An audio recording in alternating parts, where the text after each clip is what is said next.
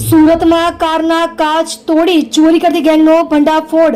Crime બ્રાન્ચે technical સર્વેલન્સથી આરોપીઓને ઝડપ્યા. સુરત શહેરમાં છેલ્લા કેટલાક સમયથી પાર્કિંગમાં ઉભેલી 4-વ્હીલર ગાડીઓના કાચ તોડી તેમાંથી કિંમતી સામાનની ચોરી કરતી ગેંગનો આતંક જોવા મળી રહ્યો હતો. આ મામલે કડક પગલાં અપનાવતા સુરત ક્રાઇમ બ્રાન્ચે બાતમી અને ટેકનિકલ સર્વેલન્સના આધારે આંતરરાજ્ય ગેંગનો પર્દાફાશ કરી આરોપીઓને જેલના સળિયા પાછળ ધકેલી દીધા છે. ટેકનિકલ સર્વેલન્સથી મળ્યો સફળતાનો માર્ગ. સુરતના વિવિધ વિસ્તારોમાં વાહનોના કાચ તોડીને થતી ચોરીની ઘટનાઓને પગલે ક્રાઇમ બ્રાન્ચ સક્રિય થઈ હતી. પોલીસની ટીમે સીસીટીવી ફૂટેજ અને મોબાઈલ લોકેશન જેવા ટેકનિકલ સર્વેલન્સનો ઉપયોગ કરીને આ ગેંગની કડીઓ મેળવી હતી. આ ગેંગ ખાસ કરીને એવા વાહનોને નિશાન બનાવતી હતી જે અવાવરૂ જગ્યાએ અથવા મોડી રાત્રે પાર્કિંગમાં ઊભા હોય. શું હતી ચોરી કરવાની મોડસ ઓપરેન્ડી?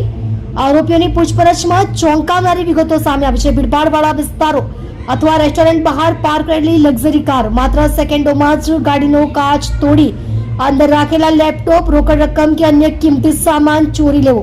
ચોરી કર્યા બાદ તરત જ અગાઉથી નક્કી કરેલા રૂટ પર બાઇક કે અન્ય વાહન દ્વારા સ્થળ પરથી પલાયન થઈ જવું.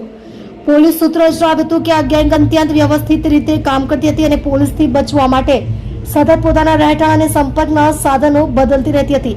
લાખોનો મુદ્દામાલ જપ્ત. ક્રાઇમ બ્રાન્ચે આરોપીઓની ધરપકડ કરી તેમની પાસેથી કુલ 3,04,000ની મત્તાનો મુદ્દામાલ જપ્ત કર્યો છે, જેમાં ચોરીના લેપટોપ, મોબાઈલ ફોન અને રોકડ રકમનો સમાવેશ થાય છે.